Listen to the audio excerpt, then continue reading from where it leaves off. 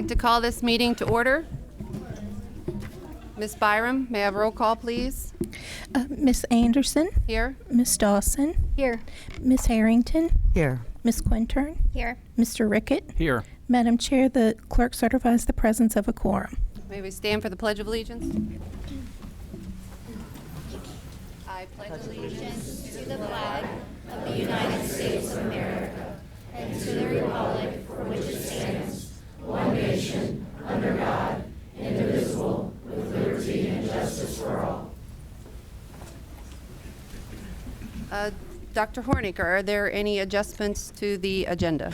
Yes, ma'am. If we consider moving recognitions number 4 forward before we go into closed session, for the sake of the audience, I think that might be beneficial this evening. May I have a motion to accept the agenda as modified? Move to approve. Have a second? I'll second. All those in favor by saying aye? Aye. Aye. All right. All right, thank you, Madam Chair, members of the board. We're going to start this evening. We're going to have Ms. Shoemake from Gordon Barber. Brandy, please come forward. Good evening. Thank you for this opportunity. I'd like to recognize my Connect team tonight, so if they would come forward.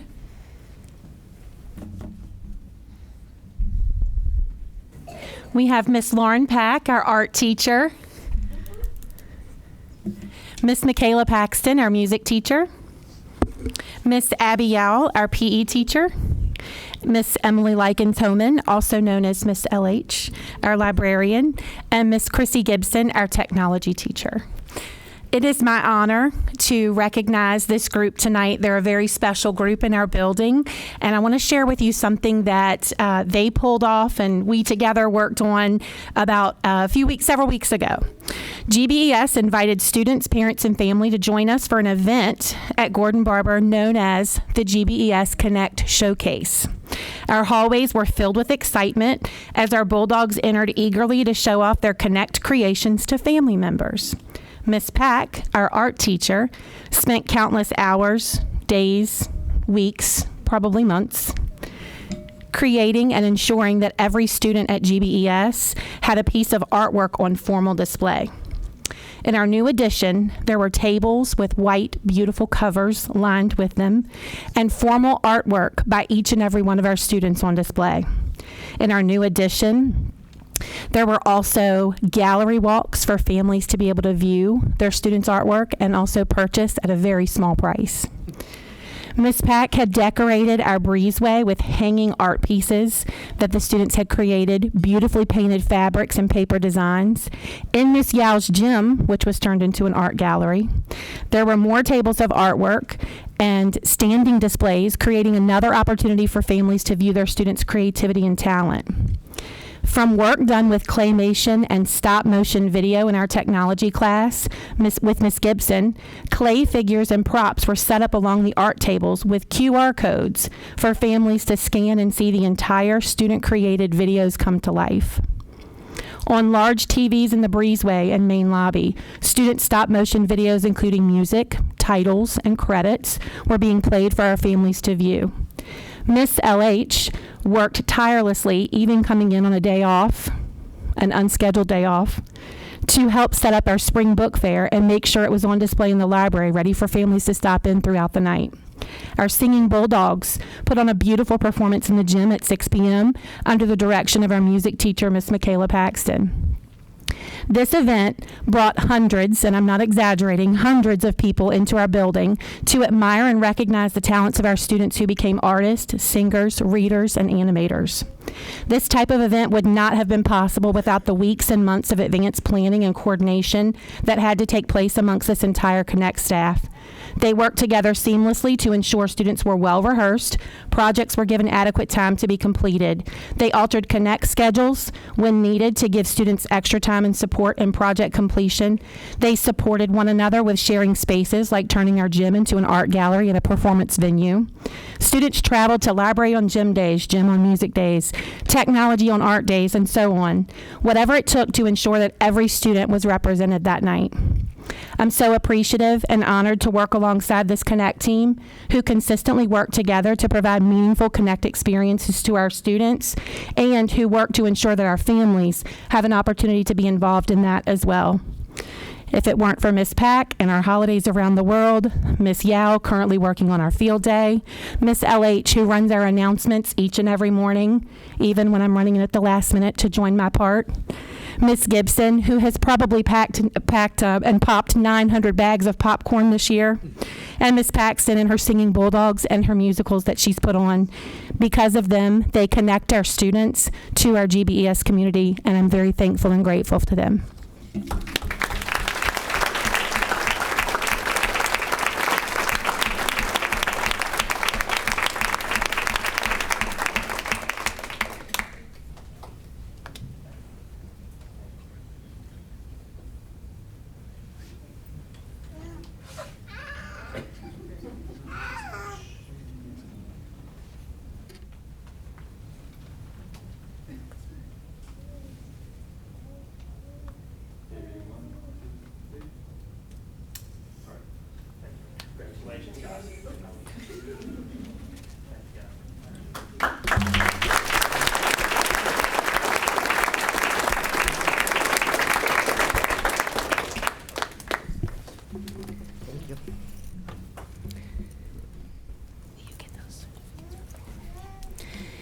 Good evening. My name is Dr. Eileen Oliver Eggert. I'm the principal at Locust Grove Elementary School, and this is the assistant principal, Miss Sonia Walsh. And we're here to recognize two of our fifth grade teachers. Could I have Miss Christina Shetter and Miss Stacy Rubley come forward?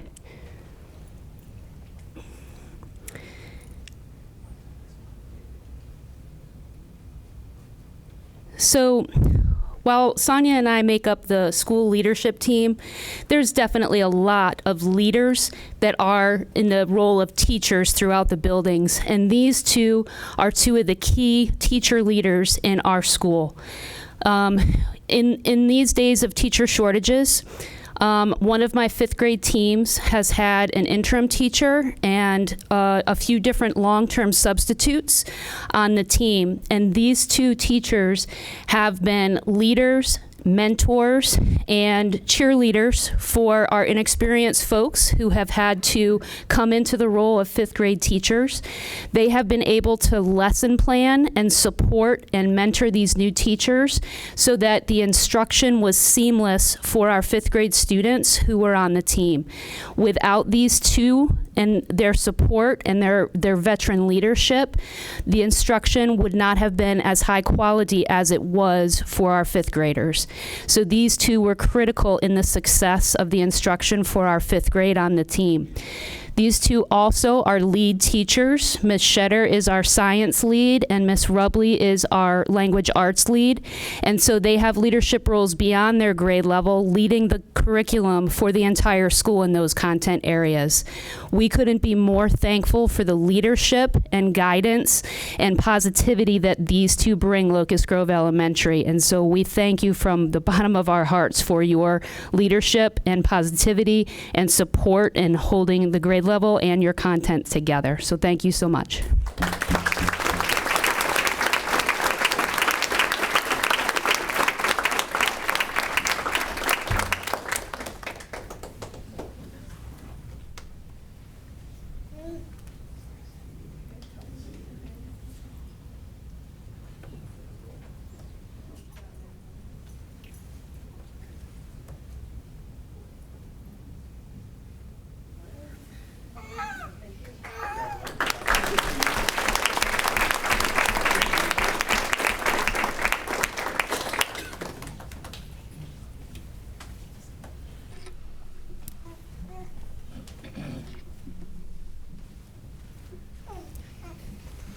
Hello, good evening. I am so pleased to be here tonight to honor and recognize one of my most talented students, I'd have to say, in my career. I am so happy tonight to introduce to you Skylar Ruggieri. She is the recipient of an award that Orange County Public Schools has never received before. She actually, her painting won first place in the 7th District of the Congressional Art Competition. This is a very prestigious competition that is held across the nation, and each district has a representative, a winner, who then goes on to be recognized at an awards banquet in Washington, D.C. this summer, I believe in June. And her painting will be on display at the Capitol building in Washington, D.C. for a whole year. Her painting, if you didn't get a chance to see on social media, is a beautiful oil painting of a scene that actually, if you want to talk about it a little bit, you want to? Go ahead and tell them. So the scene was inspired by, I was actually in DC last summer, and I was walking right outside the National Gallery of Art, and there was a tree that just, I guess, beautifully captured the sunlight, and the way that the shadow was casted on the sidewalk just kind of inspired me. So I took a photo and I painted it about 6 months later, but I still felt like it was a beautiful thing to recreate. So we are so proud of her, and she is a perfect representation of the talent that we have at Orange County High School and in Orange County Public Schools. Such beautiful artistic talent we have here. So congratulations to Skylar.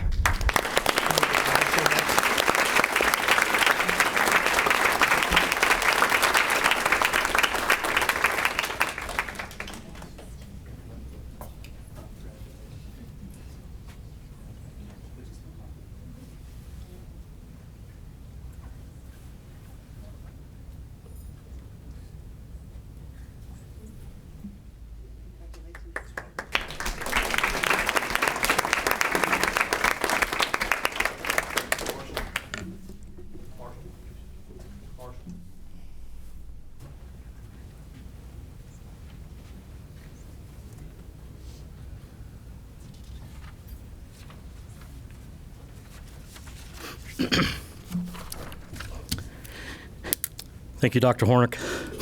Madam Chair, members of the board, tonight I've come before you to recognize Mr. Brian Crane. But first, a little background.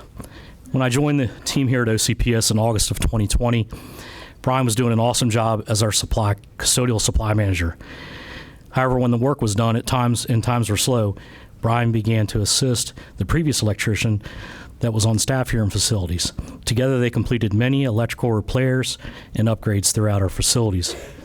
Very shortly after I arrived during the same year, Brian changed positions at central office and became our sole electrician. I learned when I arrived here at OCPS that Brian had previous electrical background as a lineman earlier in life and was currently enrolled in the electrician program at Charlottesville Albemarle Technical Education Center, also known as K-Tech, where he took classes during the evening after work. This effort went on for several semesters.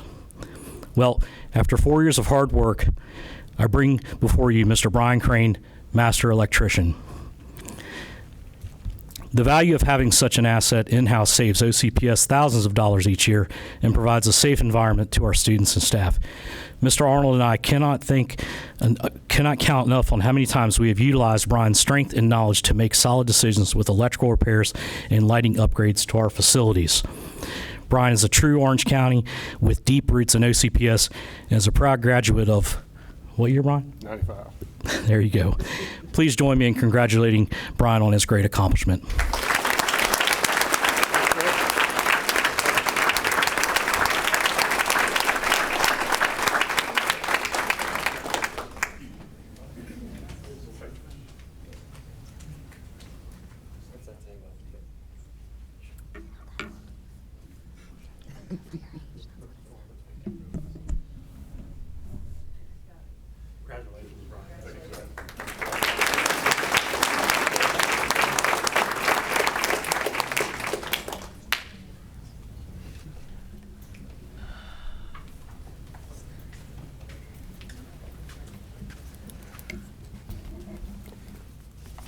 Thank you, Mia. All right. Good morning. Woo! Good evening, members of the board. And It is Monday. it is my pleasure, honor, to recognize Erin Darnell and Sharon Mormon for the creation of OES, Student Council Association. But it wouldn't be right just to recognize them. We also have to recognize the 37 members that make up the SCA.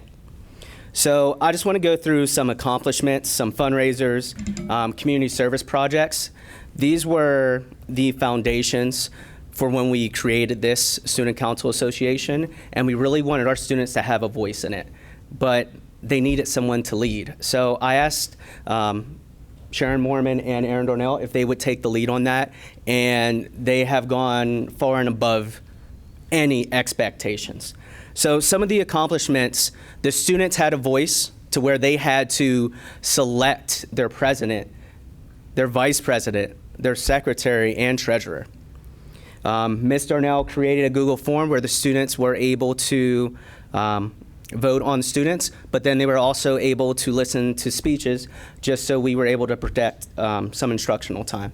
We had an installation ceremony, which involved the high school student government, so giving them an opportunity to lead the next generation of Orange County students. They chose games for the blacktop for the OCPS Day of Service. They coordinate that with all the classrooms to get their feedback. And through some of their community service projects, we were able to reach farther than Orange County. They had a Socktober event to collect socks that were donated to many organizations around Orange, but so many socks were created that we had to send some out. There were 4,108 pairs of socks collected just in the month of October alone. For a food drive, they did a Super Bowl. They collected 1,182 pounds of food and was donated to the local food pantry. They also collected plastic to keep it out of our landfill, and through this plastic collected, they're able to get a free bench donated by Trex. Through those community service projects, NBC 29 News actually caught a hold of this story and came out to OES to interview the students. But through SEA, our news broadcasters, through Cheetah Nation News, got to experience NBC News live. And so that was really cool for them to see the experience of creating a piece, editing the piece, but then also talking to a reporter live. It's just one of those experiences that if Ms. Darnell and Ms. Mormon weren't there, that those students may not have had at that time. The students had to attend SEA meetings once a month, and I can tell you, 8 o'clock on a Monday is not the easiest thing if you're a fifth grader, fourth grader, or third grader. So the attendance was great. They partnered with the class from K-5 and had to provide information that was presented in those meetings, get feedback, bring it back to the advisors, and then they had to make the decisions. The advisors also created action teams through surveys to try to put them in a specific part in which they were going to be successful. And through that, they created a legacy project, and can I say what it is? Yeah. Okay. So the students, we really focused on that legacy piece, on when you leave OES, what is going to be your mark? And so they decided as a group to have a school newspaper. And it would be the first one in OES history, which I'm really excited about. Yes. So through the leadership, and when I said you're going to lead, they went further, and I couldn't imagine where we would be without them. And so, like I said, Sharon Mormon and Aaron Darnell, thank you. Thank you for giving our students an opportunity to lead and showcasing what they can do. So we have several members here. These students are involved in a lot of things, so not all of them are here, but 37 members of OES are a part of this group. So when I call your name, come on up. In third grade, we have Lula Blaine, who is also our treasurer, Amberlynn Boswell, Anderson Chuney, Delaney Connell, Harper Green, Lawson Jacobs, Fatima Kabiru, Peyton Melton, Elliot Miller, Joel Parks, Cohen Smith, Murphy Stobo. From our fourth grade,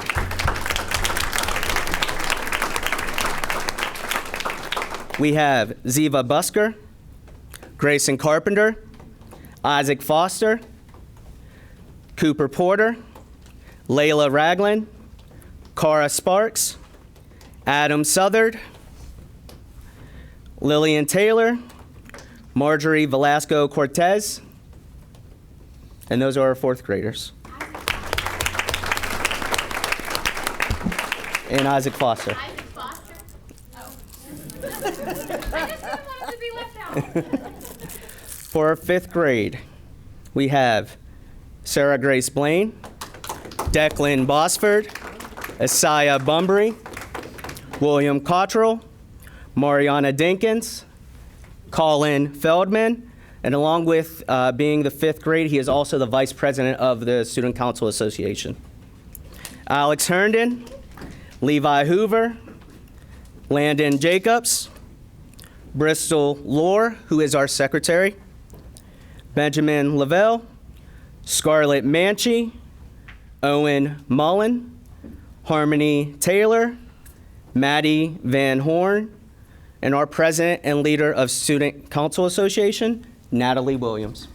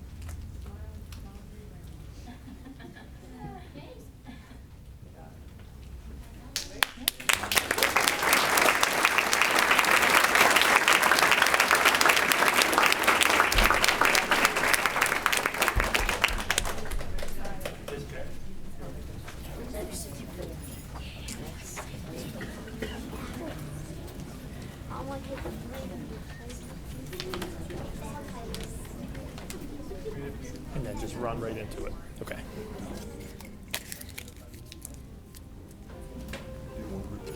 Okay.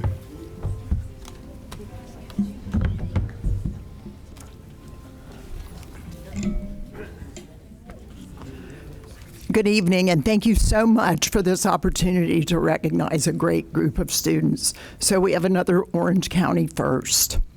I'd first like to, if you're a member of the SCA, if you all would please stand.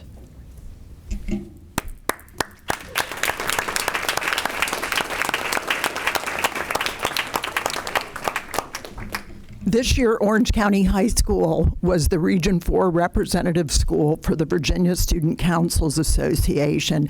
Jackson Hamilton, our president, was the student representative.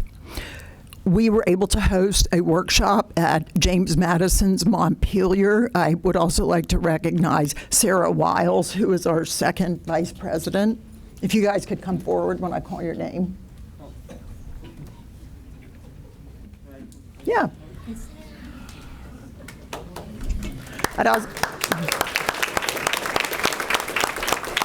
also like to recognize Gabe Ramirez, who is the Student Council Secretary.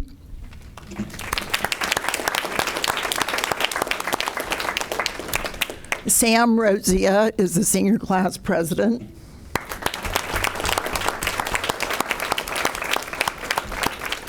And I know that the other executive officers are also, I'll go ahead and say Gary Kessner was our vice president. The senior class treasurer was Molly Yowell. The senior class vice president was Katie Shipp. And I would say the senior leadership, along with Sarah, brought us the recognition to get the Virginia Association of Student Councils Achievement Award in recognition of the outstanding work of your Student Council Association in promoting leadership and community service.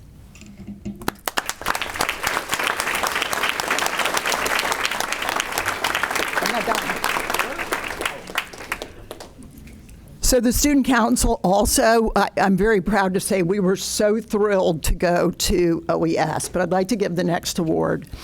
Jackson Hamilton has been a fabulous leader, and I always worry when I have a great one leaving, but Sarah has already stepped up and will be next year's student body president. So I really look forward to that. We did many projects, and the one that really tipped the iceberg to give us the next award I'm going to speak about, we collected macaroni and cheese, and we agreed that if we could get enough boxes that Mr. Price would wear a macaroni and cheese box that was oversized. And actually, Skylar helped design the box. So Skylar was also a part of the SCA. Some of the other things that the Student Council did, we were part of the Virginia School Consortium for Learning, and they have come up with a plan to try to reinstate peer mediation and peer mentoring. They've helped with back to school night, the elementary election, all of the homecoming events, including Spirit Days, halftime, the parade. We've also made donations to the Division of Social Services so that we could provide Thanksgiving meals for families. We provided Senior Santa's gifts to Dogwood Village. We also provided gifts to Social Services. We helped Jackson with a mock election. We put on a winter formal that we collected canned goods and made a donation to the Love Outreach Food Pantry. We also did an egg hunt. We just put on the prom. We hosted a regional workshop, like I said, at James Madison. We also hosted the Virginia Student Council's Advisory Committee at Orange. We received the Achievement Award, and the last big award that we received is the 2024 National Council of Excellence by the National Association of Student Councils for its exemplary record of leadership, service, and activities that serve to improve the school and the community. And this was given by the NASSP, the National Association of Secondary School Principals.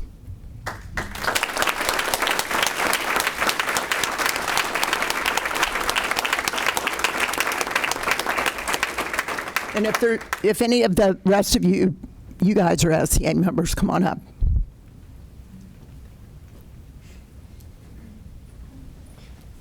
So the entire student body is a member of the SCA.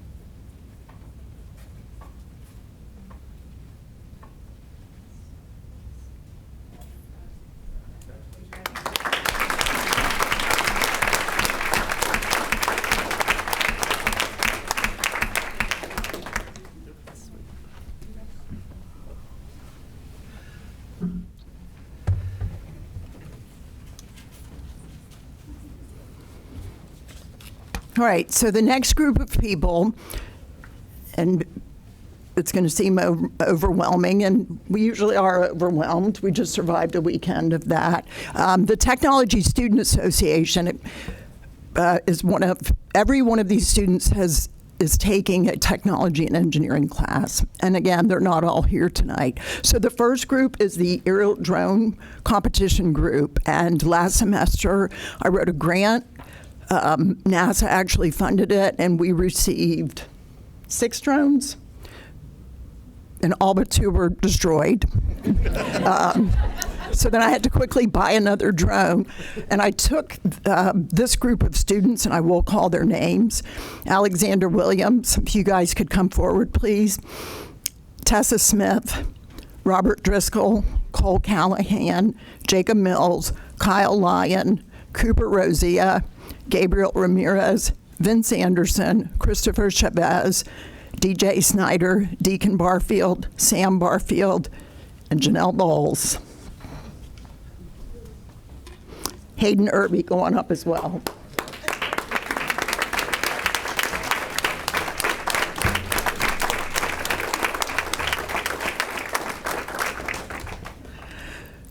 So Hayden and Janelle were really they had me last semester, and they figured out a way to set up a 40 by 40 maybe foot practice area out of PVC pipe, and we did it in sections.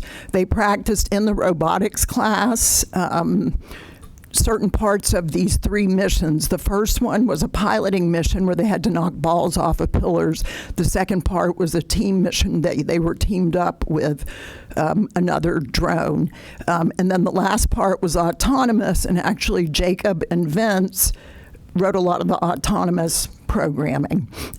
Our main pilot, who's ranked nationally now, Joseph Adriani, had a Boy Scout meeting tonight. Wasn't worried about anything. We showed up, and I actually brought a huge team, and I divided them into 4 squads, and they didn't know who they were teamed with until we got there. So the way that it worked out, Tessa, Joseph, Alex, and Cole, I believe, are on a team together. And part of the flight, the pilot cannot see part of the flight. So Tessa, who's the shortest person on the team, was the co-pilot for Joe, who was the tallest person on the team, and it actually worked.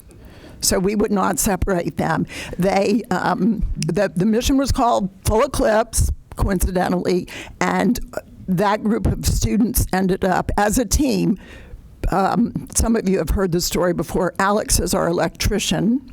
And the NASA engineers were a little bit bothered because Alex decided he needed to solder some parts at Langley Research Center. And Robert is also going to be a programmer for us when we go on. So what happened was they ended up getting teamed up with a middle school, and they won the team's mission. And the judges were so impressed by all of them. And how many of you flew a drone that day? So I just said, just fly. I don't care. Play the game. Let's just have fun. Well, they had so much fun that they won. And the judges were so impressed by them. You guys didn't bring your awards up with you. You got them. That NASA actually gave them an award that they usually don't give out, the Judges Award, because of how professional that they were and their problem-solving abilities. So I don't know how many drones you repaired. 2?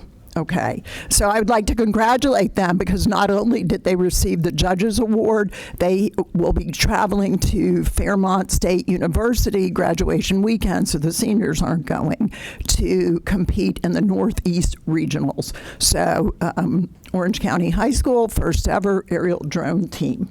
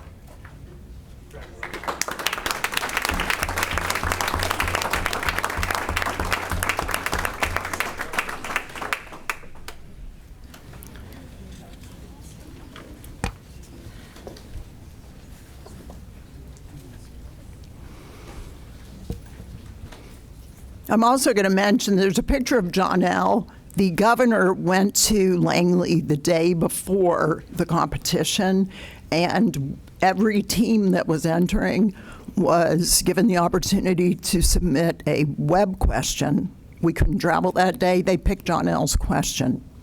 So the funny thing was the engineer that actually answered her question through this webinar was there the next day, and I went up to him and I said, "You answered our question." And so he was very impressed with the question. John L., what was it?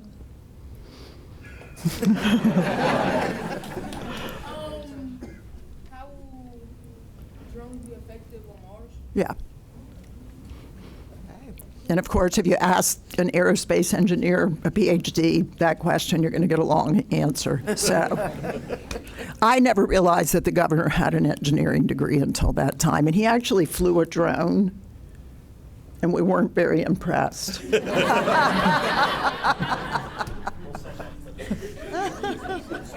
I don't, that's okay.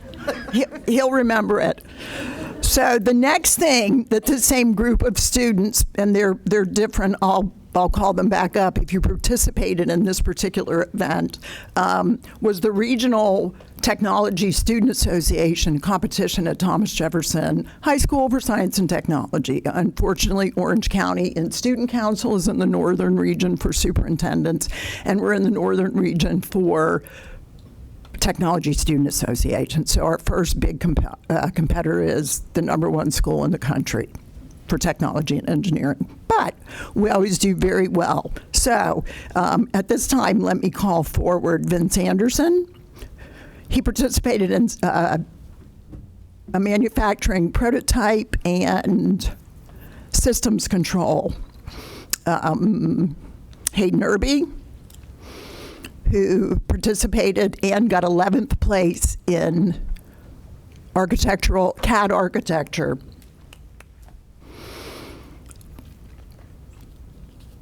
Kyle Lyon, and Kyle is the TSA president. He participated in CAD engineering and was part of the board game design team that came in 12th place. Jacob Mills was also part of the systems control team and was part of the manufacturing prototype. Systems control came in 8th place. Gabe Ramirez was part of the video game design team. Robert Driscoll was part of the manufacturing prototype. Henry Olson was part of the video game design team.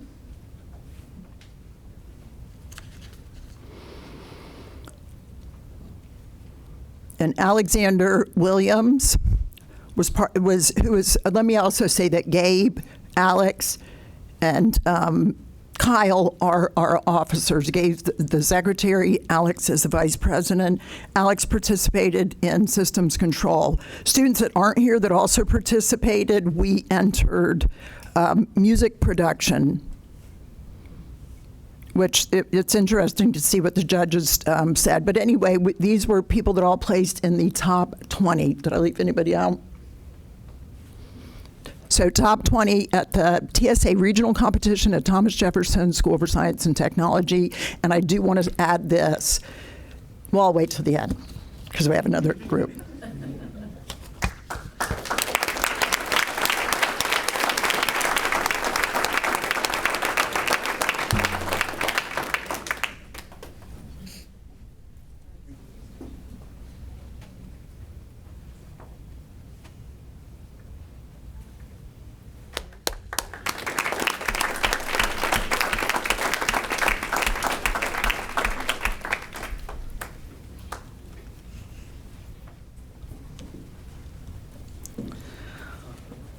All right, so the last group of students just came back this past weekend, and we competed in architecture design, coding, forensic science, on-demand video, software development, VEX robotics, technology bowl, which was in the top 8. We're not sure what their place was.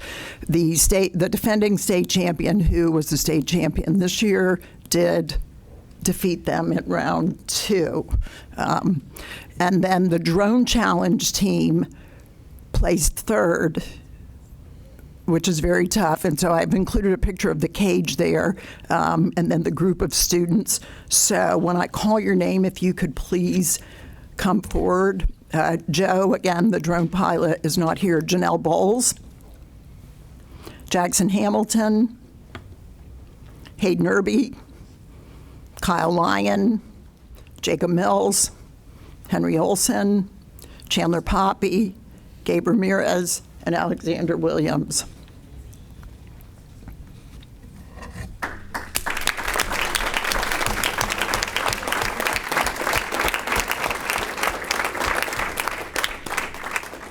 So I would also like to thank Mrs. Jillian Mills, if you would please rise, went with us and was a chaperone. And she can attest to the fact that these children now, I will tell you,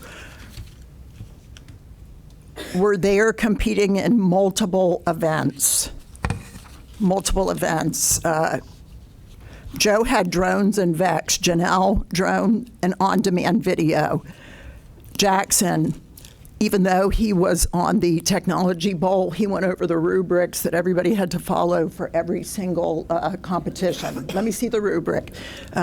Hayden Irby, who is going to be studying law enforcement, said, I want to do forensics. I said, okay, I don't know anything about it. Let's find the rubric.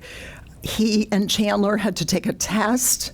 Along with the technology bowl, they had to take a test before you can actually go to the physical competitions. And Hayden said he could tell that policemen did not write the test. It must have been educators. He was also part of the technology bowl and the on-demand video. Kyle Lyon was part of the VEX team and actually ended up doing it pretty much solo because while VEX was going on, drones were going on. Jacob Mills was also drone and VEX, but he had to leave VEX and then run over to drones. He was also part of the on-demand video. Henry Olson, for the first time as a freshman, came on, and he and Alex were part of the coding team. Alex, what was the language that you guys didn't know anything about that Jackson tried to discuss with you? Assembly. It was something with an M. Modulus. Yes, modulus. Okay, so of course they got into a big discussion of that. If you want to know anything about flux capacitors, ask Alex.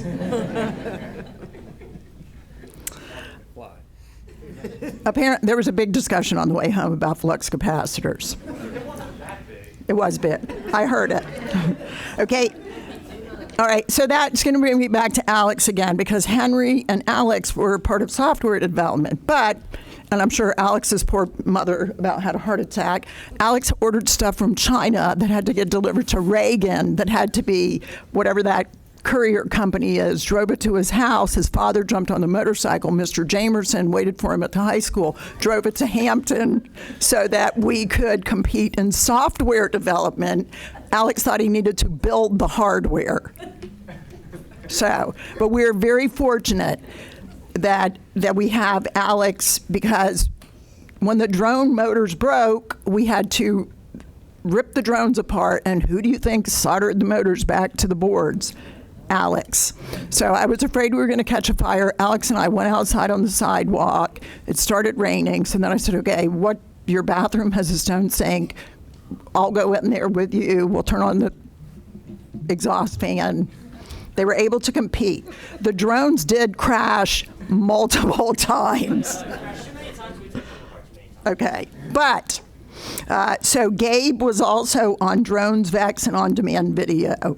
And like I said, Alex did a technology bowl along with Hayden and Jackson, coding, software development. And I'm going to say this, I am the president-elect for the Virginia Technology and Engineering Education Association, and my state director got up and said, thank you all for being so brave.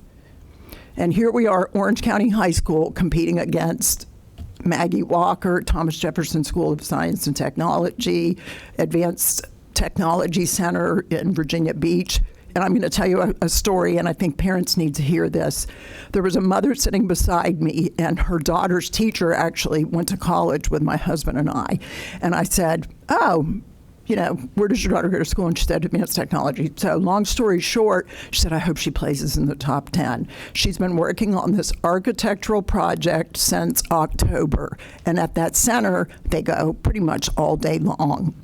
Hayden didn't start the model of the architectural project until Tuesday. And that girl did not place in the top 10. So anyway, so Hayden, these kids are so brave and they're willing to take a risk.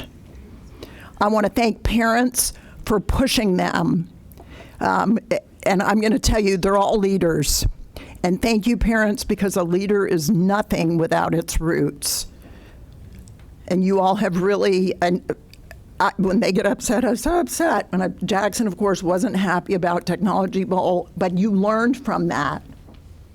And I will let them fail, and I said that to you guys, but I'm not going to let them get humiliated. So when we get to the point that I'm like, Alex, go ask the bartender, we'll go down there, we'll get a piece of Reynolds wrap so that we don't catch something on fire, right? We did that, really, and she brought us back saran wrap. Alex goes, Reynolds wrap. Anyway, so I want to thank the parents for encouraging their children. Orange County Public Schools does a great job with career and technical education. We also got the Century Award. So Janelle's holding the third place in the state drone challenge award, but the Century Award, and there weren't very many schools that got it. We have a huge number of students that participate in these events. So I want to congratulate all of them, and I want to congratulate the parents and then the other people that are on the drone team and TSA for all the time that you spend and being so devoted and knowing that it's never too late to start over. So congratulations.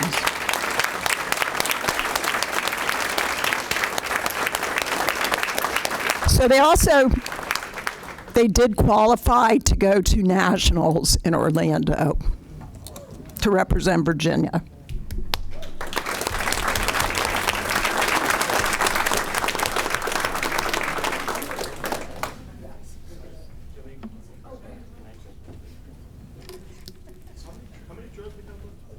One. Out of how many we got? Like 4. Yeah, we have 4 drones and 1 left.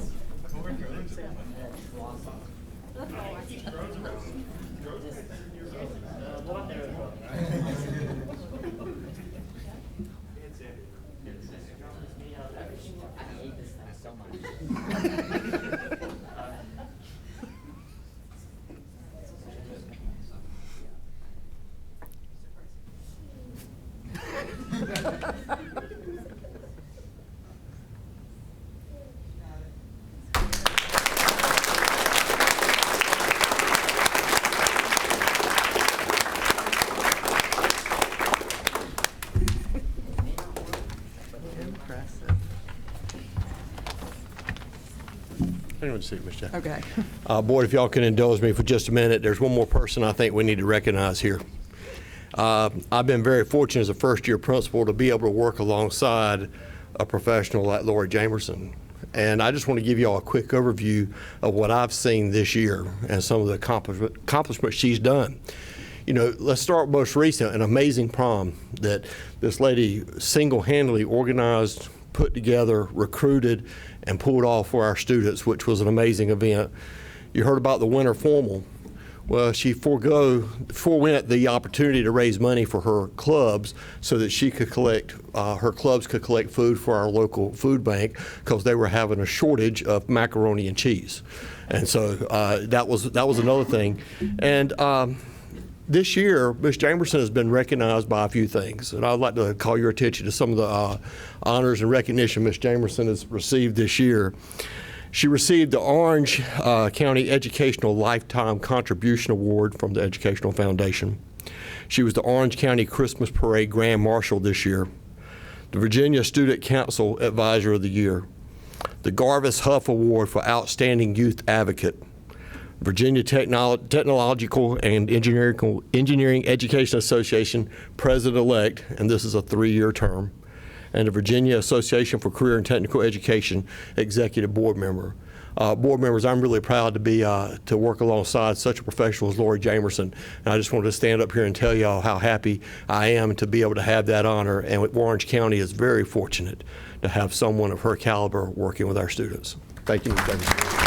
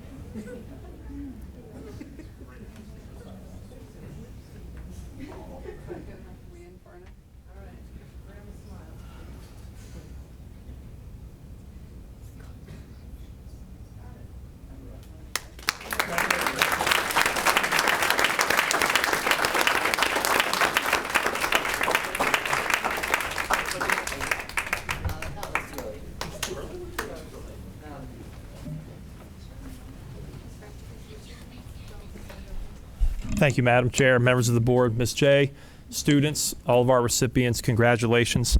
Thank you all very much.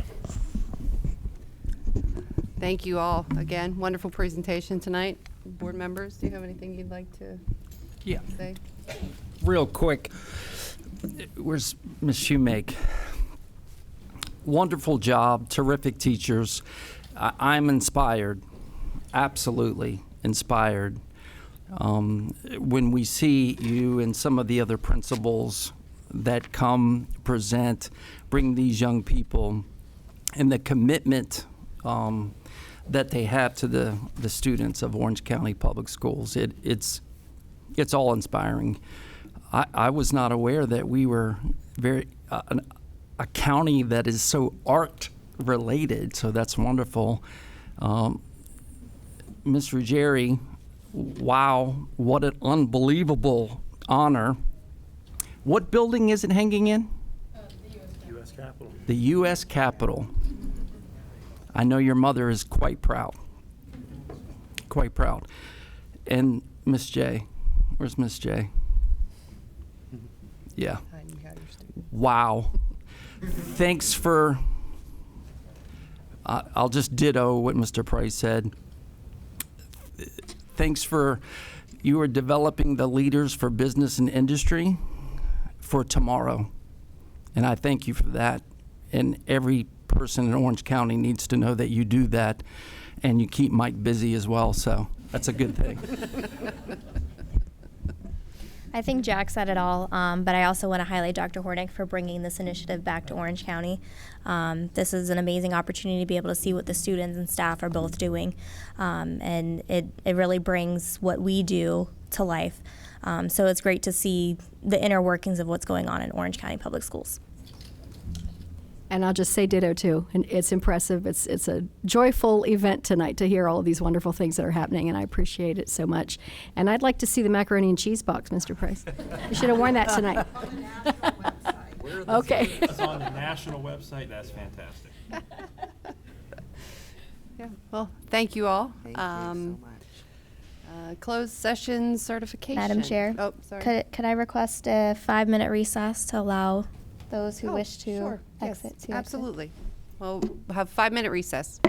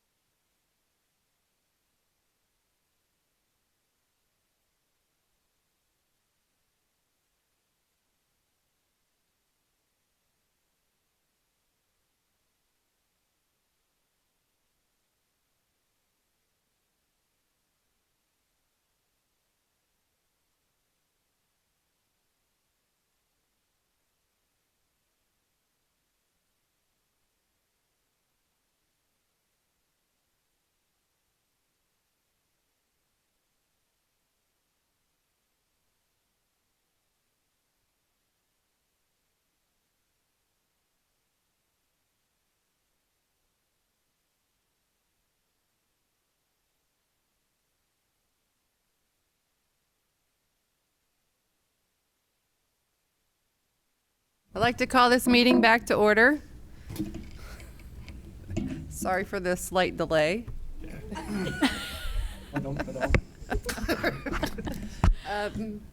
Ms. Dawson, closed session certification, please. Pursuant to 2.2-3711A of the Code of Virginia, the Orange County School Board will convene a closed meeting for the following: discussion of personnel or the performance of a division employee as authorized by Section 2.2-3711A1 of the Code of Virginia for resignation, termination, transfer, employment, salary adjustment, evaluation, and retirement of employees. May I have a second? Second. All those in favor by saying aye. Aye. Aye. Sorry, we're in closed session now.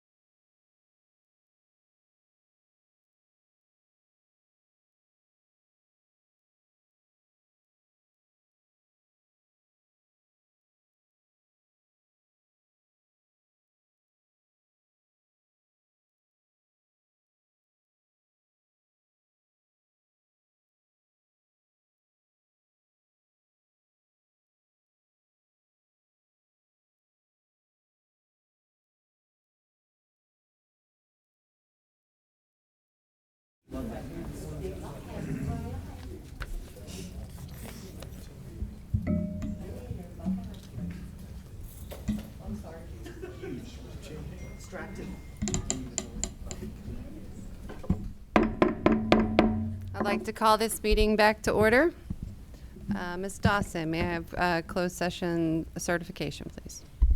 Whereas the Orange County School Board has convened a closed meeting on this date pursuant to an affirmative recorded vote and in accordance with the provisions of the Virginia Freedom of Information Act, and whereas 2.2-3712D of the Code of Virginia requires certification by this school board that such closed meeting was conducted in conformity with Virginia law, now therefore be it resolved that the Orange County School Board hereby certifies that, to the best of each member's knowledge, 1, only public business matters lawfully exempted from open meeting requirements by Virginia law were discussed, and 2, only such public business matters as were identified in the motion by which the closed meeting was convened were heard, discussed, or considered. May I have a second? Second. Ms. Byram, may I have roll call? Mrs. Anderson. Aye. Mrs. Dawson. Aye. Aye. Quinter. Aye. Mr. Rickett. Aye. Madam Chair, the clerk certifies the vote as follows: 5 yes votes and no no votes. The resolution is approved by a 5-0 vote. Thank you. Dr. Hornick, deposition of personnel? Yes, ma'am. Recommend approval of the items in closed session as presented. And afterwards, if you guys wouldn't mind, we'd like to introduce our new assistant principal as well. So.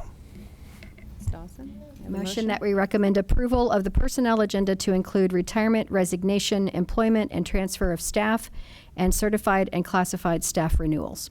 Second. All those in favor by saying aye? Aye. Aye. Thank you. Alrighty. Dr. Hornick? All right. Well, thank you, Madam Chair, members of the board. It brings me great pleasure this evening to introduce our newest administrator in Orange County Public Schools, Ms. Caitlin Fake, who is here this evening with her family. And she is incredibly honored to be the new assistant principal at Orange Elementary School. She's really looking forward to the upcoming school year to work with the motivated students and staff and the community at OES. So over the course of her career, she's worked as a kindergarten teacher, a team leader, a PBIS coach, and mentor. She's a graduate of Radford University with a bachelor's degree in interdisciplinary studies. She continued on to get her master's in elementary education and early childhood special education, correct? And then in 2022, you completed your ed specialist degree in administration and supervision from ODU. So congratulations, Caitlin. Her husband, Daniel, who is here, and are high school sweethearts and have lived in Orange for the last 6 years. They have an 8-month-old baby, beautiful baby boy, Colton. He is excited to be here tonight. An 8-year-old beagle named Lucy, and 20 chickens, believe it or not. And in their spare time, they enjoy riding ATVs, spending time with friends and family, and traveling to new places. I will tell you that Mr. Johnson implemented a significantly rigorous and thoughtful process to take an incredibly large pool of candidates, probably our strongest applicant pool that we have right now. And so it was very thorough, very competitive. And I know that he is very excited as well, beginning his journey as principal at OES, to be welcoming his new assistant principal, Ms. Caitlin Fay. Caitlin, congratulations. We'd love to have you come up here and join us for a picture. Lawyer, if you want to come up as well.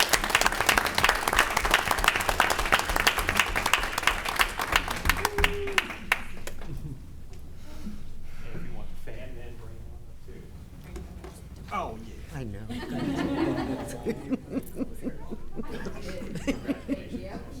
Got the same shirts on.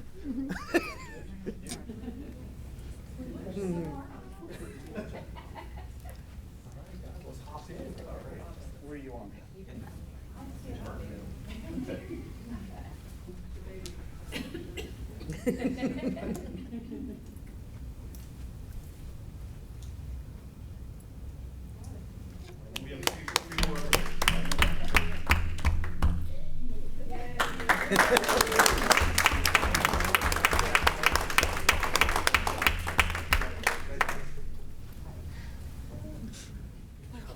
Now, moving on to normal stuff. All right. Congratulations, Caitlin. Thank you, Madam Chair and members of the board. Thank you. Thank you, everyone. Sure. I just want to say congratulations. Thank you. And how long have you been with us? I didn't catch that one part from Dr. Hornick. I've been teaching in Orange for the past 4 years, and we've lived in Orange for 6. Wonderful, wonderful, good. Congratulations. Would like to Mr. Finger, thank you. Yes. Under the tutelage. Yep. Yeah, thank you. And I seem to be saying this a lot, right, Mr. Johnson? Dr. Wolfrey, thank you again. Continuing to look at the people that we have here, vesting in them and showing a path forward. Dr. Wolfrey, outstanding as always. Mr. Johnson said some good things about your process, so you should be quite proud. And Mom and Dad, of course. All right, moving on to consent agenda, minutes and financial reports. May I have a motion to approve? I'll motion that we approve the minutes from the January 29th, 2024 and February 5th, 2024 meetings, and the April 2024 financial report, as well as the monthly school nutrition fund report. Second. All those in favor by saying aye. Aye. Aye. All right, monthly operating bills. I have a motion to approve, or is there any questions? So I do have a question, actually. I was reviewing them, and where'd it go? I'll try to remember. So at the end of the report, there's a, I believe it's the Gazebo, 26,000. 4/19/2024. There's a gazebo. Where did this gazebo go?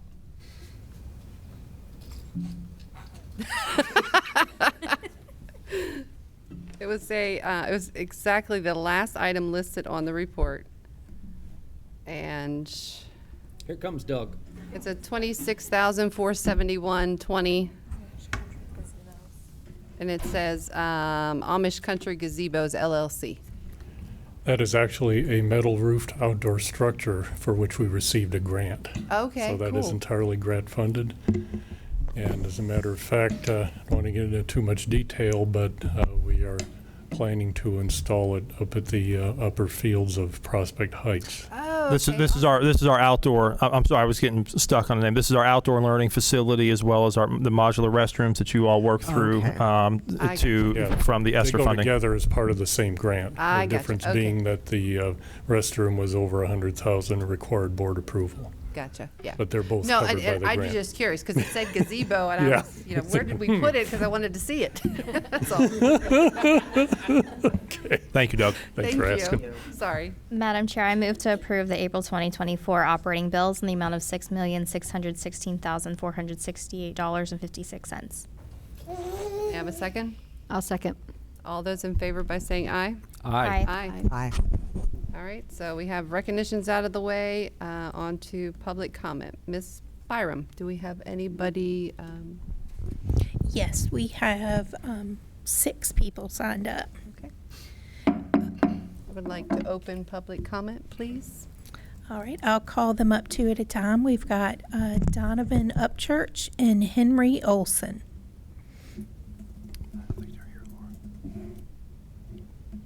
Mr. Upchurch or Mr. Olson? Okay.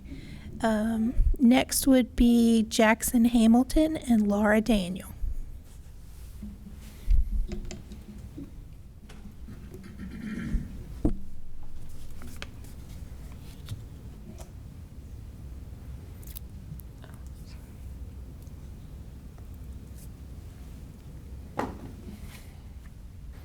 Okay, so first of all, thank you tonight for recognizing Miss Jameson and everyone with SCA and TSA. I appreciate all of the support that has been provided to these clubs, but I would like to bring to your attention the fact that at Orange County High School, clubs still really have been struggling to meet I thought this would be better after last year when we tried to include something about club time in the strategic plan under the Safe Learning Environment Action Team. But once again, this school year, club time has been cancelled many days. For those of you who don't know, club time is on Fridays each week, and it rotates between blue and orange clubs. And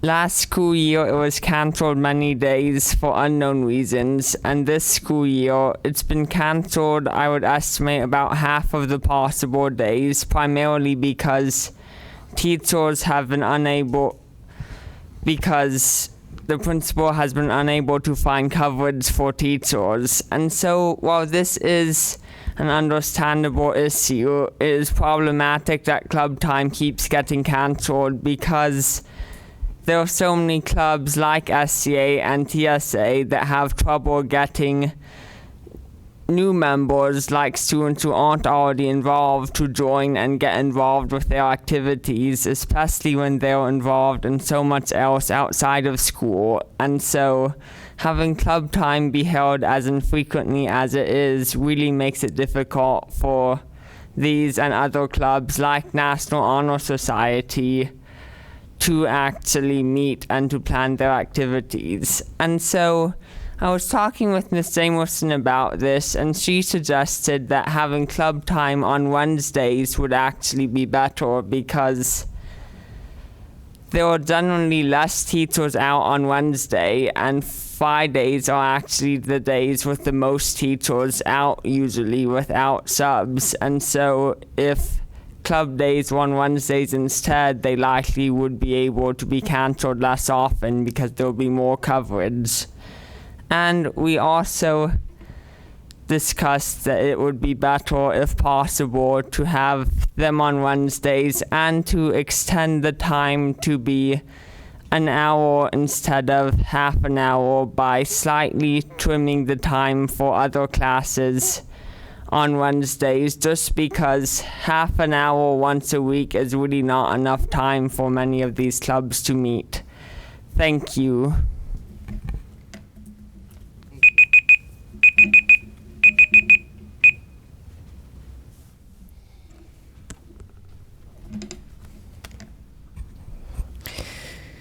Good evening. Recently, we were made aware of several incidents that have happened at the high school, including lewd actions and derogatory comments in a classroom, topped with an unprofessional conduct from a high school teacher.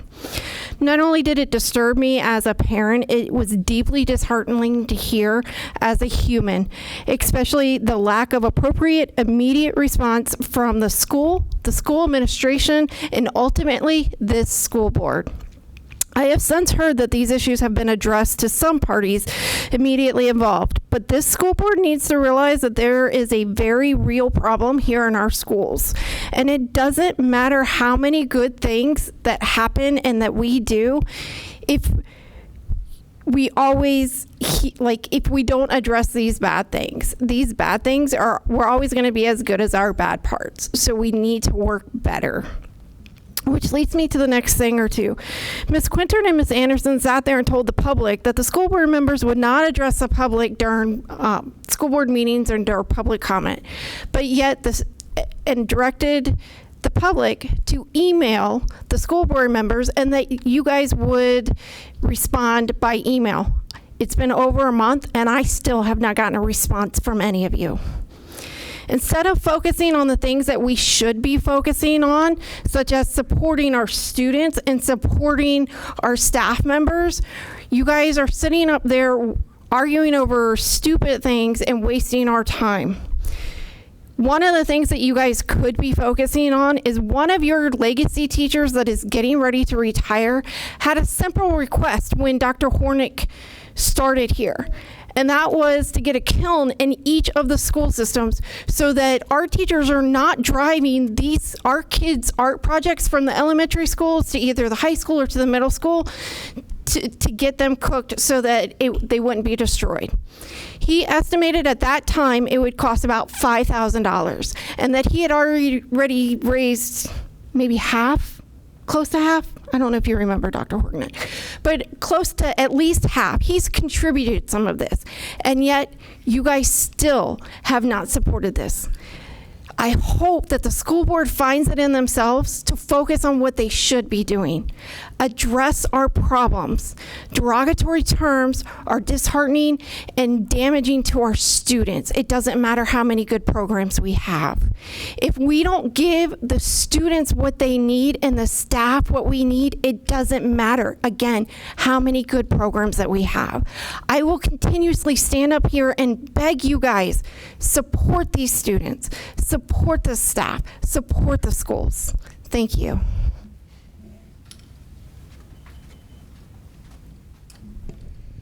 The next two speakers are Alan Daniel and Ken Wyville.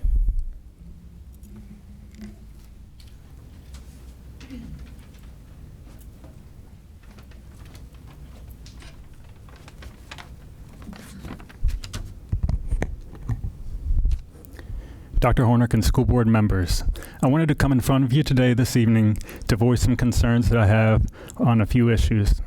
First issue I want to address are two incidences that happened during last month's public comment. Not one, but two speakers started addressing the audience and not the board, one of whom physically turned away from the board when doing so. Did the chair address it? No, she did not. Kind of interesting that this was not addressed at the time, despite it being a topic of discussion. It makes me wonder, is it because the chairperson Anderson sides politically and ideologically with them? It would explain why my wife was used as an example previously and not the others who also previously addressed the audience. I expect the chair to apply policies equally and fairly, which so far in my eyes, she has not. Especially since the board stated that it wasn't a new policy and therefore it would have been a policy in effect during last month's public comment. Still related to public comment, why do we not have sign-up outside of the meeting and close sign-ups at 3 p.m.? I believe there was Quintern who wanted to close public comment earlier and put forth sign-ups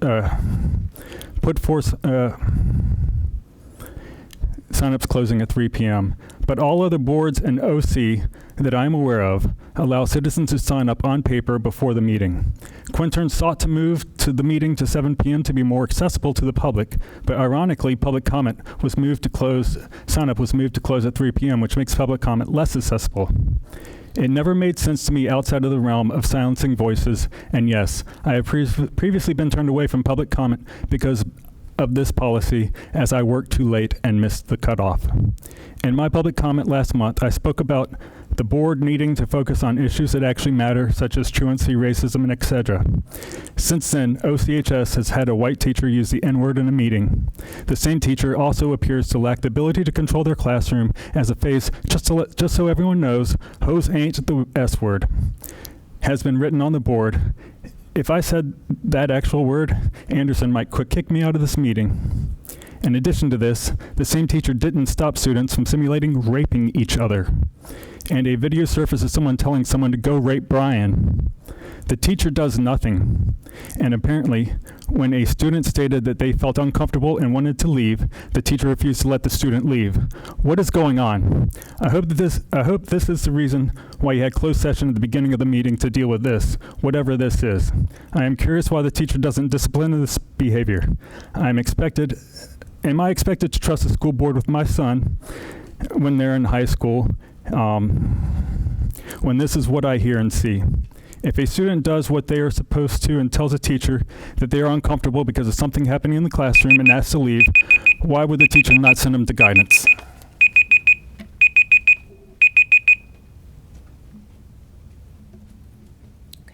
Mr. Wyville does not wish to speak, so we're finished. Thank you. All right, sorry. Moving on. Dr. Hornick, over to you. Yes, ma'am. Thank you very much. I will start this evening with letter A, approval of the local special education annual plan. Ms. Ayler was here last week and presented the information. She's available for questions. And so, Madam Chair, members of the board, I'll turn it over to you.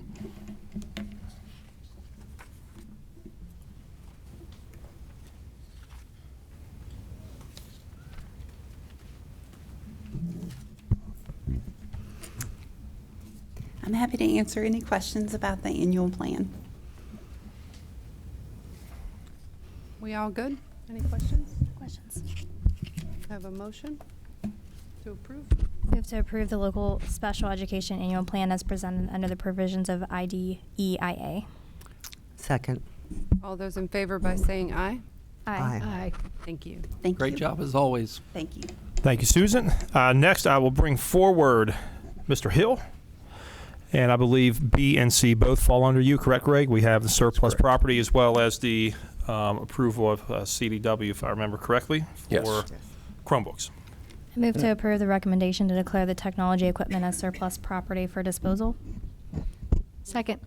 All those in favor by saying aye? Aye. Aye. And Chromebooks. Way to go, Greg. Thank you. I was not trying to steal all the thunder tonight. I move to approve the recommendation for Chromebook bid award as well for the amount of $391,638. May I have a second? I'll second that. All those in favor by saying aye? Aye. Aye. Thank you all. Thank you. Thank you, Madam Chair, members of the board. Mr. Arnold, come forward if there are any last remaining questions about the renewal of the Boys and Girls Club lease here at Teague. I do have some comments, Madam Chair. I do believe that as space continues to be a issue for Orange County, and as we discussed at the last meeting, the agreement really hasn't changed much over the last several years, if I'm correct. That is correct.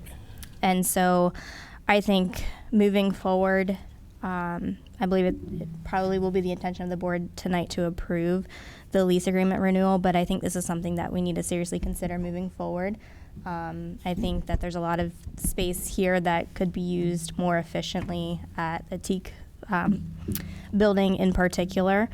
And so I think that's something that this board should really focus on as we move forward over the next couple of years. That's all. Anyone else have any questions for Doug? A couple questions that I think we had talked about last time. I would be curious to see if we could see what the actual cost would be, since obviously the increase over time. We haven't renewed the price for a while. If we could just look at that a little bit more closely as to what it's actually costing us for the amount of space that they use. Because obviously there's additional space that they're using as well, like the gymnasium, the cafeteria, which is part of it. And then also looking at the transportation. Obviously, the elementary schools and the middle schools, they all wait for the bus to transport them up here to Teak. So I was just curious, are we accounting for the busing aspect of it as far as the cost in that as well? I'm not aware of that. That would be something that could be addressed with Mr. Sarver, but I do know that when we first started the current rate, probably 10 years ago, that right after that we did the performance contract and costs in this building actually went down. And then when we did the solar panels, the cost of electricity has gone down slightly once again. Okay. So I don't think we've caught up to the point where we're incurring more cost for the building aspect as we were when we first started the current rate. I would just be curious to see what the other added expenses are on top of just the building, other than just the building. That would be my question. But this is the last end of the actual renewable contract, and then we go into next year. We would start over with the renewable contract. We have one more administrative renewal, and then the contract expires in 2026 and could be renegotiated. I got you. Okay. All right. Okay. Is there anything else? Move to approve lease renewal recommendation for Boys and Girls Club. I second that. Second. All those in favor by saying aye? Aye. Aye. Thank you. Thank you. All right, thank you, Madam Chair, members of the board.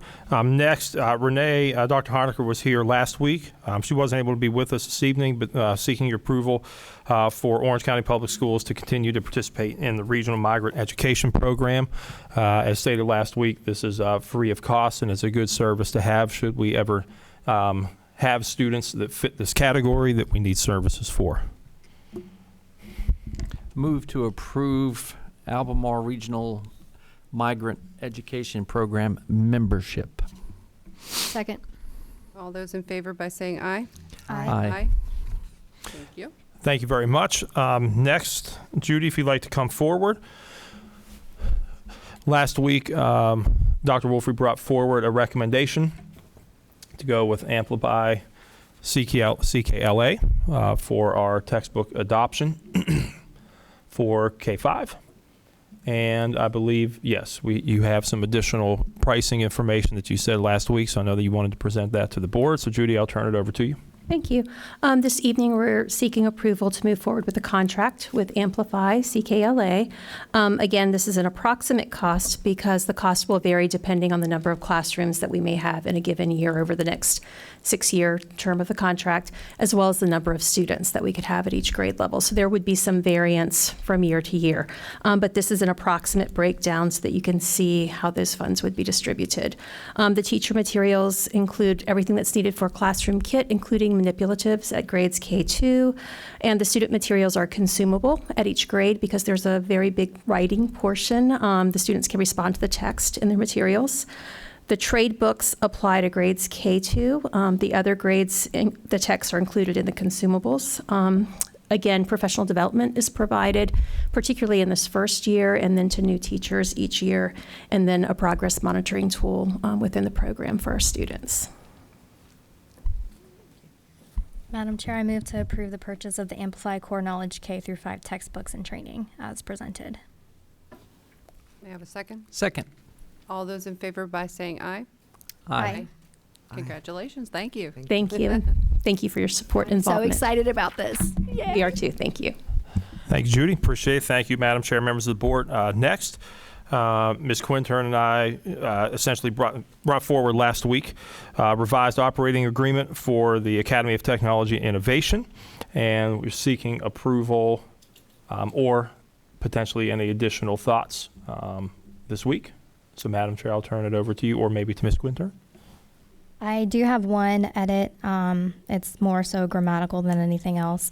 However, on the Regional School Board operating agreement, under paragraph 1, 2, 3, 4, 5,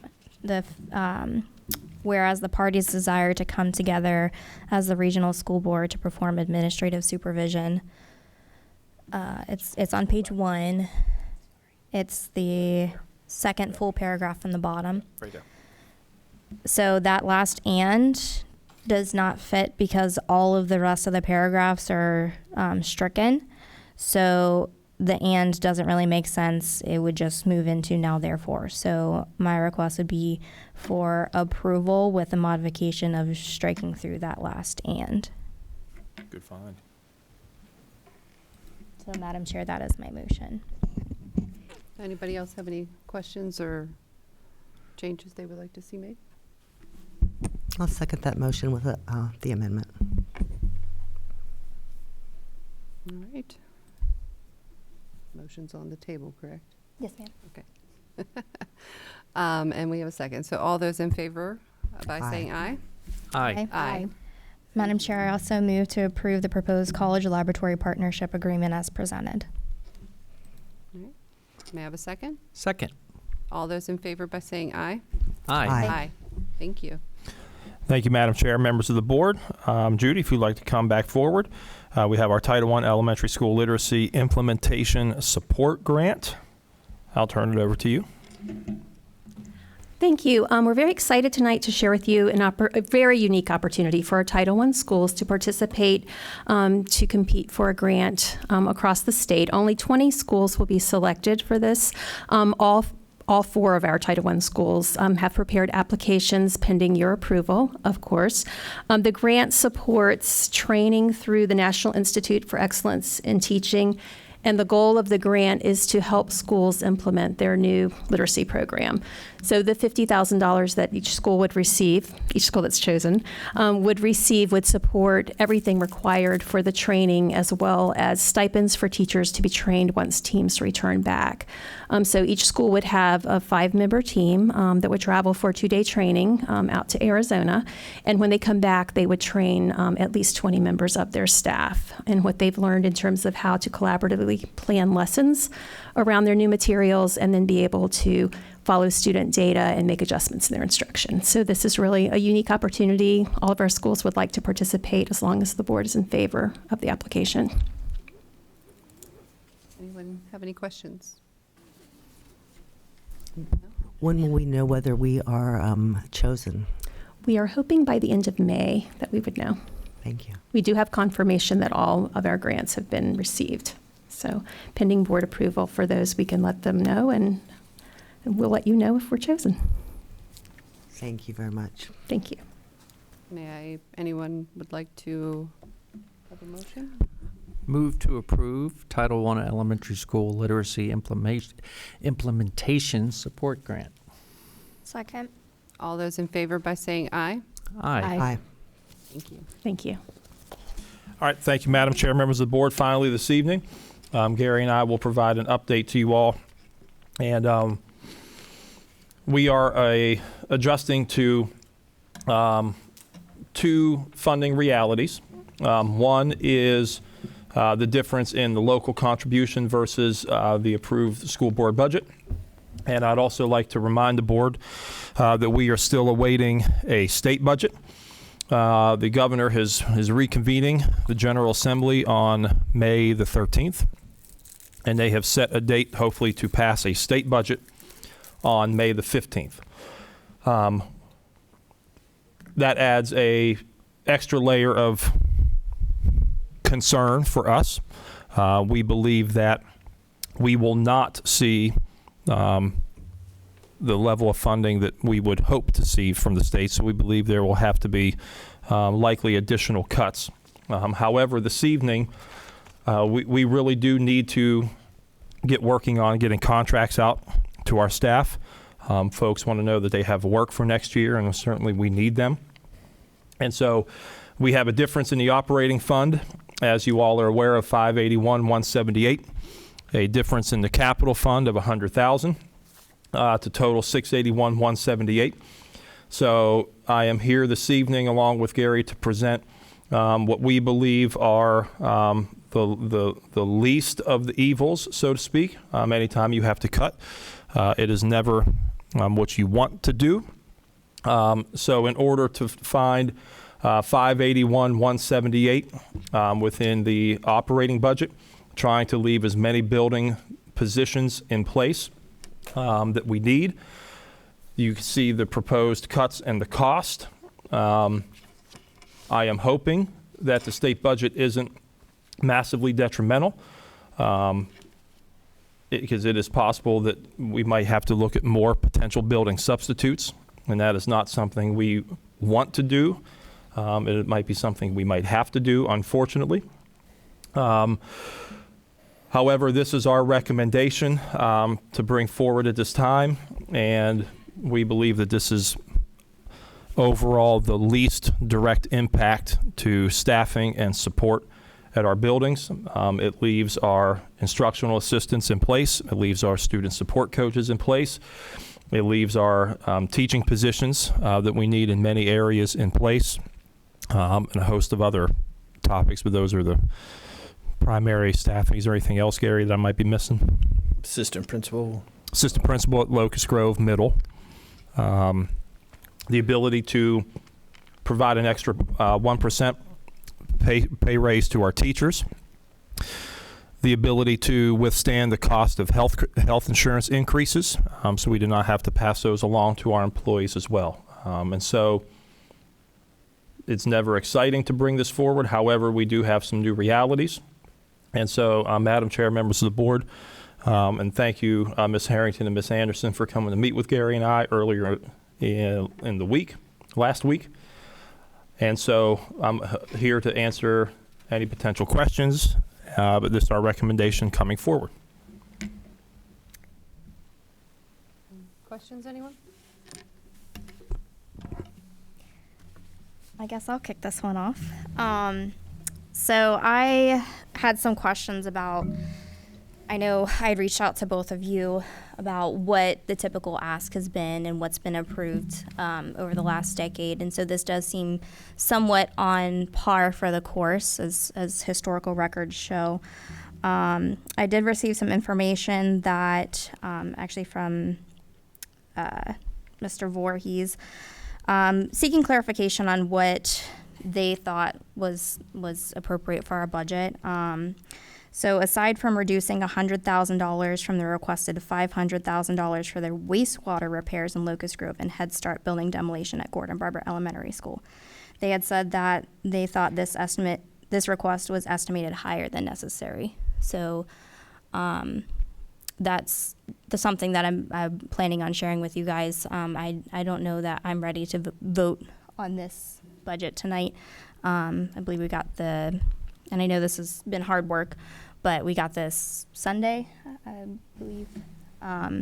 So I don't know that I've had enough time to really dig into this, especially with my lack of financial expertise. So I'm trying to do my due diligence with that. I do know that one of the big things that I am going to be a staunch advocate for is the director of the CTE program. I think that's something that the community wants and is expecting. I think that this is a direction that we need to be going in as we're looking, I believe, later tonight on capital improvements and the plans for that moving forward. I think it's important to have someone in place so that way we can coordinate the transition from what we have to where we're going to be. I think that we need to have somebody who can be that point of contact that doesn't wear a million hats. It's very difficult to juggle multiple different things in the day, and I don't think it's fair to lay that all on one person. So as far as budget's concerned, I'm going to be requesting that we fund the director of CTE. And I also have a little bit of a heartburn over removing building substitutes. That's one of the things that I'm also concerned about. Where the other cuts are coming from, I'm not sure, but I'm willing to share the information that I received with you both as well. And I don't know when you're expecting approval. Hopefully it wasn't tonight. Probably was hoping for tonight, but I don't know that I'm prepared to vote this evening on this. Anyone else have any questions for Gary or Dr. Hornick?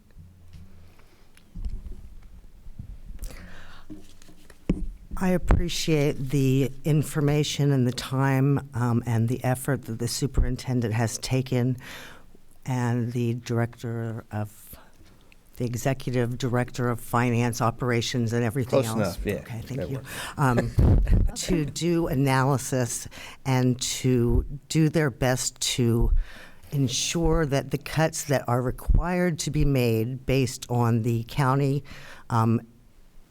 cuts that have been proposed to our budget that we had presented to them. I think that we have taken good effort and made the decision to make these reductions as far away from the classroom as possible.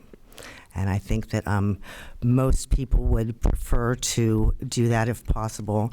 In addition to that, the 3 additional positions that were included at the end of the conversation prior to adopting our previous budget, and were in effect not in alignment with the needs or the recommendations of the superintendent or his administrative staff, that those would be, again, appropriate things to cut from the budget at this time, because they are not directly impacting our students or our teachers or the education and instruction that is being given at the sites. So I understand why these things have been looked at. As you know, the 3 positions, we did not have significant conversation about those prior to including them in the budget. I would love to not have building substitutes included on here, and maybe Dr. Hordick can just give a brief little overview of what those critical positions do provide.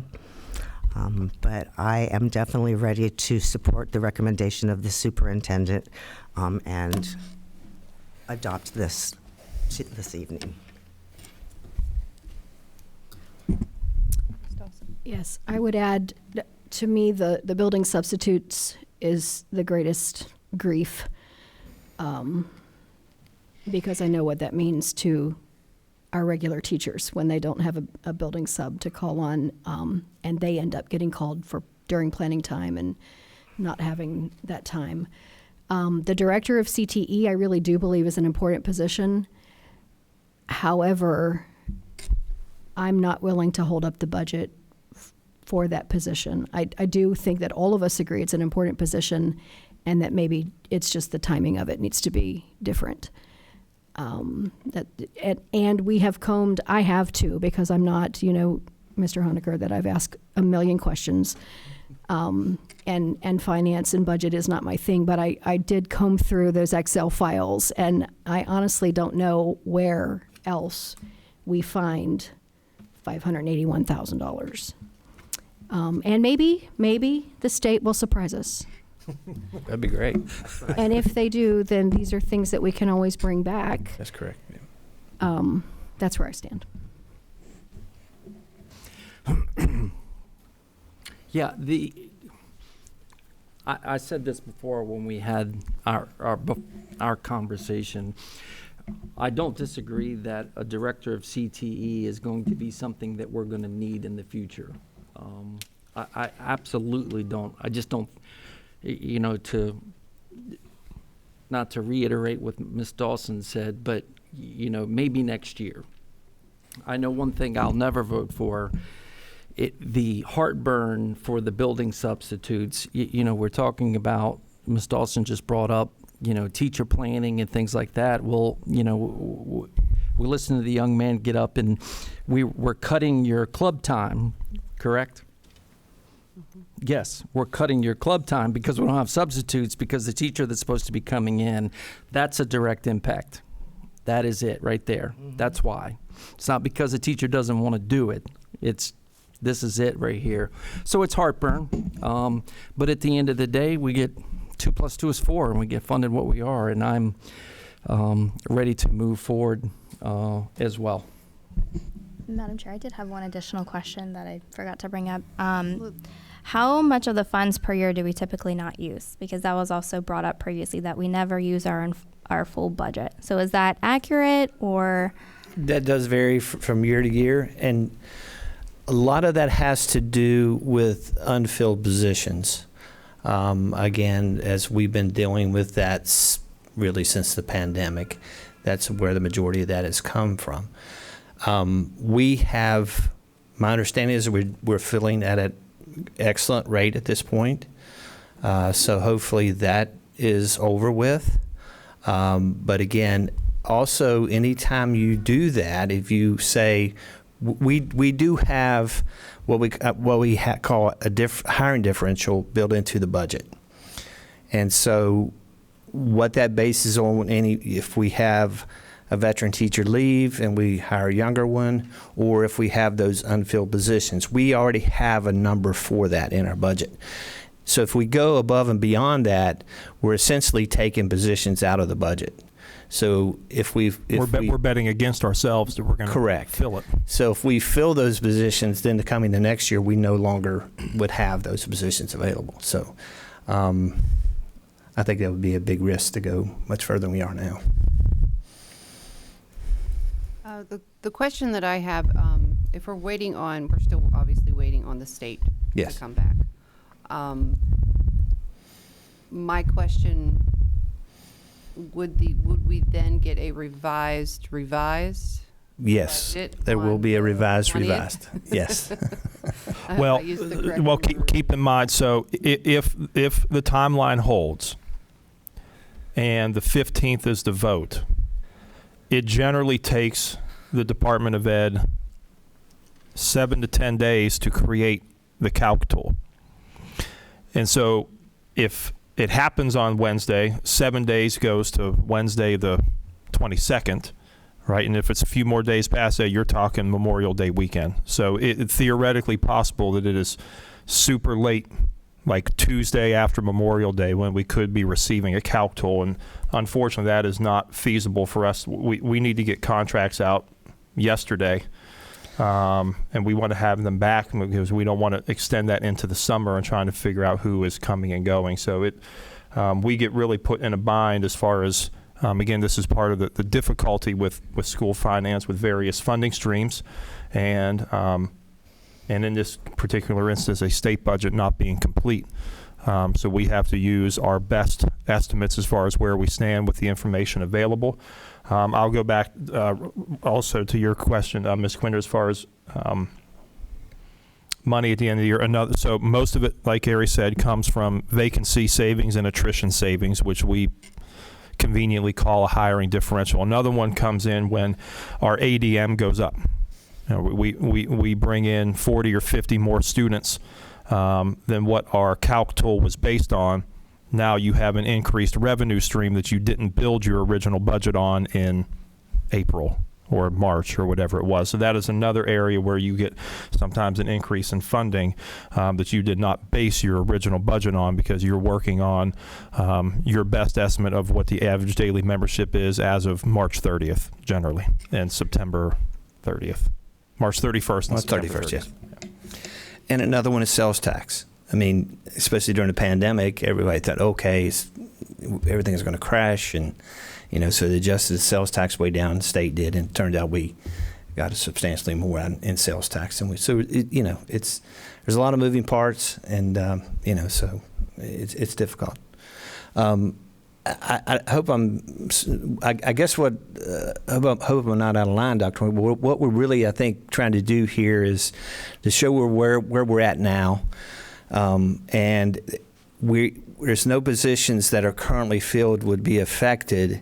And so we're thinking if we're at this point and we could get this much okayed, then we can move ahead with contracts, and we can move ahead with getting the current employees get their contracts and get them signed for next year. So I think this is more than, in my opinion, this is not just, let's just approve a budget right now, because we don't have the full budget because we don't have the state. But this is a point in time where if we agree on certain items, then we can move forward. So is that correct? Yes, sir. Okay. And then I have one more question. The $500,000 wastewater repair and Head Start building demolition, you guys feel like that's a fair assessment that we had put before the Board of Supervisors with our initial budget? Yes. Yes. Yes. Doug is here, and he can speak to that as well. I'm not doubting that. I just wanted that to be clear. Yeah. Okay. I would just add, thank the chair and Sandy, Gary, Dr. Hornick. Budget time of year is time consuming. It's a lot of time. So I want to thank all of you guys for doing that. And that being said, I would like to make a motion to approve 24-25 operating budget. Amendment. May I have a second? I'll second. All those in favor by saying aye? Aye. Aye. All those opposed? Nay, on principle. For the community.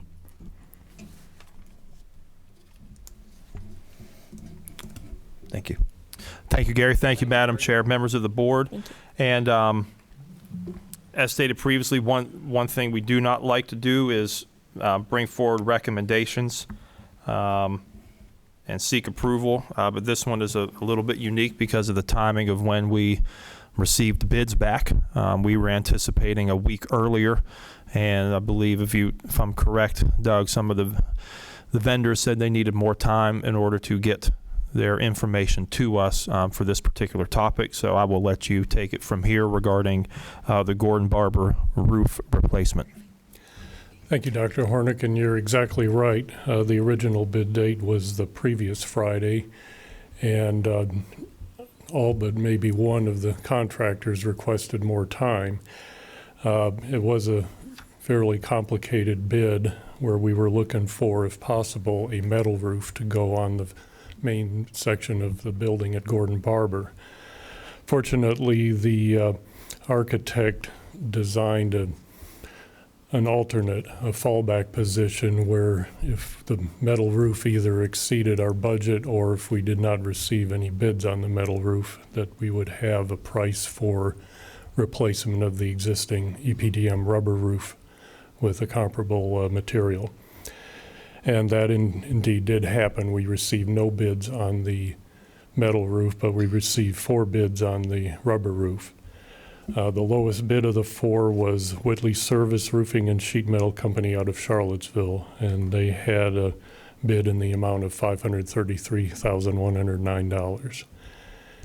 And since the bid came in on just this past Friday, we're of course unable to get it on the previous agenda, but at the same time, there is a time of the essence element to this thing, so we want to get the roof started early during summer break so they can be substantially complete by the time the students come back.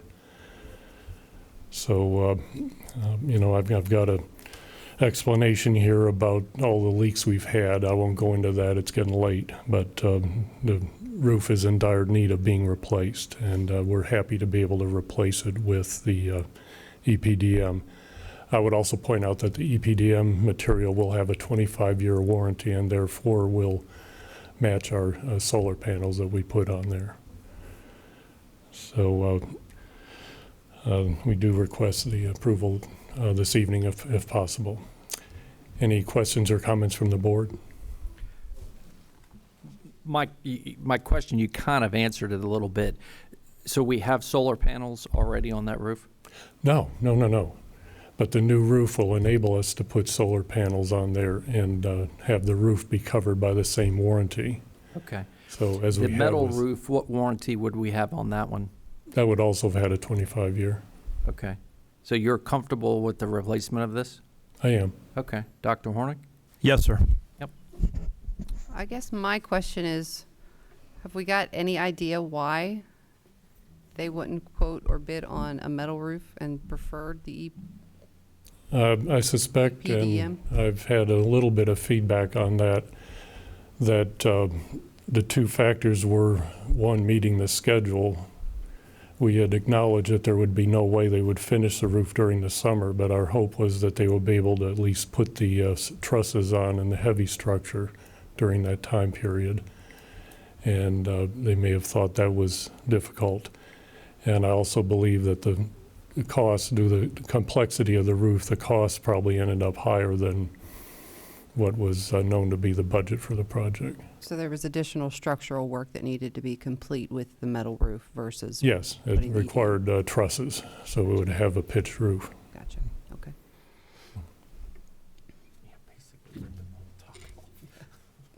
Anything else? No. Would anyone like to have a move to approve Thank you. recommendation for award of contract for roof improvements at Gordon Barber Elementary School. May I have a second? I'll second that. All those in favor by saying aye? Aye. Thank you. Thank you very much, Madam Chair, members of the board. Well, let's get it rolling, Doug. Sir. And that's all for this evening, Madam Chair. Thank you very much. Number 8, board member comments. Is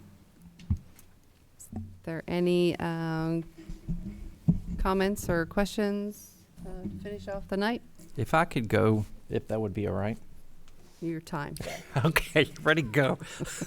So 2 quick things. I want to recognize Yvonne and who helped you with the volleyball on Friday? Oh, no, it's not me. It was Jen Fox Jen and Jennifer Clatterbuck. and Jennifer Clatterbuck And Donna Brooks from the high school. and Donna. So some of us, the chair actually participated, so that was fun. And so did the superintendent, which was really fun to watch. But I just wanted to say, being from here a long time, to see that building full of all of the different schools represented with friendly competition going on, it was a terrific event. It really, really was, and hopefully you will continue to come up with those ideas and empower the people, whomever ran it. But it seemed like a complete team effort across the board. So kudos. It was really fun to watch. It really was. Several staff members reach out saying thank you. Can we do this again same time next year? And what are you doing? What else are you going to put together? So I have a feeling they've got a list. I made a suggestion earlier today to Dr. Hornick that the He winning can't play? the winning team has to compete against the actual volleyball team. Ooh, that's really good. That's a good one. Sheriff better start stretching out. That's a really good idea. Yeah. See, that's, Yeah. I think it'll be I think we'll get lots of people there. Who was the winning team? The SROs. And the sheriff. Yeah. We'll never hear the end of it. We invited him as a joke. Said, haha, these guys will be terrible. Let's invite them. Well, I'm on a time limit, so I'll be brief. The chair and I sat on a subcommittee for CTE and CIP. So I'm extremely excited to announce tonight that we have a tentative agreement on a conceptual idea of a new CTE facility to come to Orange. So it is very, very exciting. We still have a lot of due diligence to do, a lot of things to work out. But, we have the support from our subcommittee on the supervisors. We came up with some numbers, ran some numbers, have some really, really good ideas, and we wanted to share with everyone tonight some of the ideas that we have, and I want to open it up to any questions and see if the chair has anything to add as well. But to bring CTE to Orange with these new programs is a game changer. It really, really is. It will make all the difference in the world for a lot of these young people moving forward. So we're looking at about a 30,000 square foot facility on campus. So outside of that, going into getting long-winded, any additional comment for you? No, I mean, I think it's a great step forward. I think we're definitely moving in the right direction. I mean, obviously nothing around here moves quickly except for the budget. But it definitely is very exciting. And we've also reached out to our architectural leader in our CTE program, Ms. Jamerson, inviting her and some of her students to get involved on how this conceptual idea may look, and just getting their feedback, what they would like their school to look like, and help them be through the process. Mm-hmm. Terrific. Anything from any of y'all? I have a question. Mm-hmm. Those numbers you ran, does that include a CTE director? It does for next year. It's welcome news. It's terrific. It's very, very exciting news. Do we have any idea what type of programs will be put on in this new CTE building? Well, and I'll. The chair and I spent a whole lot of time talking to a number of people, and I think all of us spent a lot of time talking to the community and what are the needs for the community. So the trades are the big one: carpentry, electric, HVAC, and automotive. That was, there was kind of goal priority 1, 1A and 1B. 1A was to provide new programs to give us, our young people, a fighting chance out in the workforce, improve our workforce here in the county, which is something that we need to do from our perspective. And then the second thing is just alleviating some stress from the high school. As most of the teachers and everyone sitting on the right side over here know, we're overcrowded at the high school. We're at about 98% capacity. So this accomplishes both of these goals. Very good. Well done. I would just like to thank you both for the time and effort that you've taken to really look into this looking into it and getting that feedback from community and staff and everything, because I think it is very important that the final product does provide what they will need to continue going forward in an excellent CTE program. So this is great news. I know that there's a lot of people that have been waiting to hear it. I'm thrilled that we will have this going forward before we get the CTE director, but that still is in the path going forward, so that's also wonderful. And just, again, thank you for your time, for your effort, for your caring, and for your willingness to spend the time to do it right. Thank you. Dr. Hornick, anything to add? No, sir. I'm good. We're good? As it's coming up next month, I wanted to flag this for you all. Our next legislative committee will be meeting on June 20th at 11:30 a.m. virtually.